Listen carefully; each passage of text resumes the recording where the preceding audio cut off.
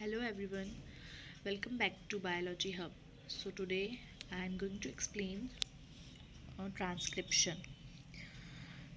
It includes in the topic of mechanism of protein synthesis. So आज हम mechanism of protein synthesis का topic start कर रहे हैं जिसमें सबसे पहला पॉइंट है transcription. So what is transcription? That is we call transcription as synthesis of mRNA. How will we define transcription? So the synthesis of mRNA in simple language, I'm going to tell that synthesis of mRNA from DNA is called transcription. Okay, and and also the copying of complementary messenger RNA strand on DNA strand, transcription. So transcription के process में DNA से mRNA जो बनता है इस process को transcription बोलते हैं. अब ये प्रोसेस कैसे कंप्लीट होती है, डीएनए से एमआरएनए कैसे बन जाता है, और डीएनए से जो एमआरएनए बनेगा वो उसका कॉम्प्लीमेंट्री होगा. कॉम्प्लीमेंट्री को हम बोल सकते हैं कि अपोजिट होगा.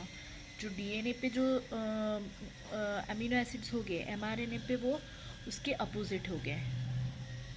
सो या नाउ ये जो प्रोसेस है ये इसके लिए एक एंजाइम इन्वॉल्व होता है जिसका नाम है आरएनए पॉलीमरेज. ये एंजाइम की मदद से डीएनए से एमआरएनए बन पाता है. ठीक है, ये एंजाइम जो है डीएनए पर अटैच हो जाता है और डीएनए की चेन को, डीएनए डबल स्ट्रैंडेड होता है क्योंकि ये डबल स्ट्रैंडेड होता है डीएनए, तो ये एंजाइम जो है डीएनए को अनवाइंड करता है, खोल देता है, और उसकी एक जो चेन है उसके एक चेन जो है वो टेम्पलेट की तरह काम कॉम्प्लीमेंट्री चेन बनाएगी, उसकी आरएनए बनेगा एक चेन की complementary. So now RNA polymerase eukaryotes में 3 टाइप्स के होते हैं, आरएनए पॉलीमरेज 1, आरएनए पॉलीमरेज 2 और आरएनए पॉलीमरेज 3. 1 जो है आरआरएनए सिंथेसिस करता है, 2 जो है वो एमआरएनए सिंथेसिस करता है और आरएनए पॉलीमरेज 3 जो है वो टीआरएनए सिंथेसिस करता है. अब हम ई कोलाई की मदद से ये समझेंगे. तो ई कोलाई में जो आरएनए पॉलीमरेज होता है, अब ये जो आरएनए पॉलीमरेज एंजाइम है वो कुछ इस तरीके से दिखता है. ठीक है, ये आरएनए पॉलीमरेज एंजाइम है. ये 2 पार्ट कंसिस्ट करता है, कोर एंजाइम और sigma factor. Okay, core enzyme and sigma factor, ये 2 पार्ट कंसिस्ट करता है और ये टोटल आरएनए पॉलीमरेज है. अब इसका काम क्या है कि सबसे पहले ये जो है ये सिग्मा फैक्टर का क्या काम होता है कि ये जेनेटिक सिग्नल डीएनए स्ट्रैंड पे रिकॉग्नाइज करता है एंड आरएनए पॉलीमरेज की बाइंडिंग को डायरेक्ट करता है प्रमोटर रीजन में.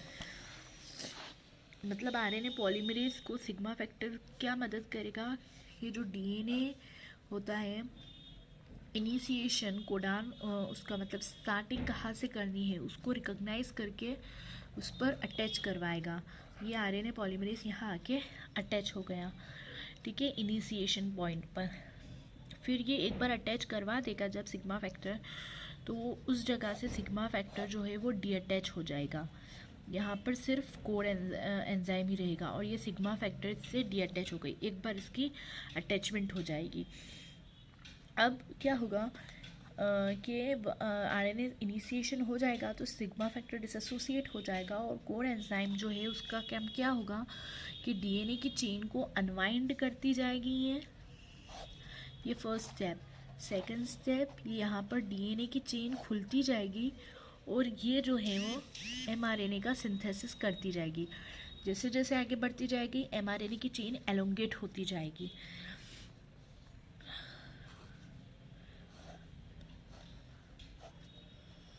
ये यहाँ पर और बड़ी हो जाएगी. Okay, and the 4th step में हम क्या देखेंगे कि जब वो आखिरी वाले पॉइंट पर आएगी तब अगेन सिग्मा फैक्टर आके अटैच हो जाएगा, तब इसका नाम क्या होगा, hello enzyme, hello enzyme. Okay, तब इसे बोलेंगे हेलो एंजाइम, टर्मिनेशन साइट बोलेंगे। ये स्टार्टिंग के पॉइंट को इनिशिएशन साइट बोलेंगे, जब वो इनिशिएशन पॉइंट को आएगी अटैच होगी, और आखिरी के पॉइंट में टर्मिनेशन पॉइंट होगा, तभी आके अटैच हो जाएगी। और क्या करेगी कि एमआरएनए की चेन को फ्री कर देगी, एमआरएनए की चेन फ्री हो जाएगी और यहाँ पर डीएनए एज इट इज़, तो एक डीएनए से एमआरएनए बन जाएगा बस। तो ये जो है वो एमआरएनए की ये ट्रांसक्रिप्शन की प्रोसेस है जो आरएनए पॉलीमरेज एंजाइम के थ्रू होगी। हम यहाँ पर इसे ये वाले डायग्राम के थ्रू भी देख लेंगे एक बार।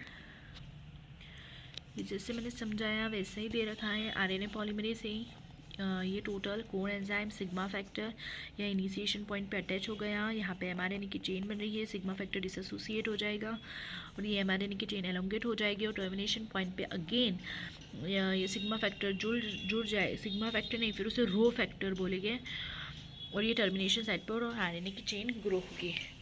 इसी को यहाँ पर पॉइंट्स में समझाया गया है कि कैसे हो रहा है।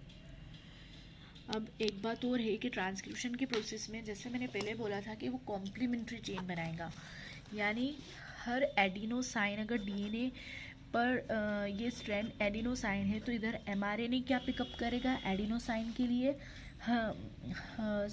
अगर एडिनाइन है तो उसके लिए क्या पिक होगा, थाइमिन पिक होता है, लेकिन आरएनए के पास थाइमिन नहीं होता है तो यहाँ पर यूरेसिल पिक होगा।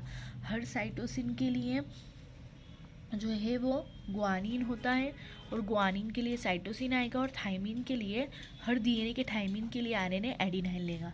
इसी तरह कॉम्प्लीमेंट्री चेन बनेगी अपोजिट में, बस यहाँ पर थाइमिन की जगह यूरेसिल आ जाएगी। Okay, that's the process of transcription. In the next video, I'm going to explain the translation process, that is the protein synthesis. यहाँ पर DNA से mRNA फॉर्म हो जाएगा। Thanks guys for watching this video and please like करना ना भूलें, subscribe करना ना भूलें।